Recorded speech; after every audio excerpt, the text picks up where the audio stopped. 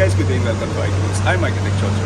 Today, July 4, 2024, nag-start na yung excavation ng ating Zone 1 na Congressional Town Center Project, Tower 3. So over here, tingnan natin dito, meron tayong dalawang backhoe na nag-start ng excavation. So katatapos lang ng pag-break ng ating soil, which is ang characteristic ng ating soil dito is black adobe. Alright, so we're here in the Tower 2, 4th floor. So you can see here, ito yung view on top. Ito muna yung hinukay natin. Ito yung Zone 1 ng ina-excavate natin. So you can see here, over here, meron tayong dalawang backhoe.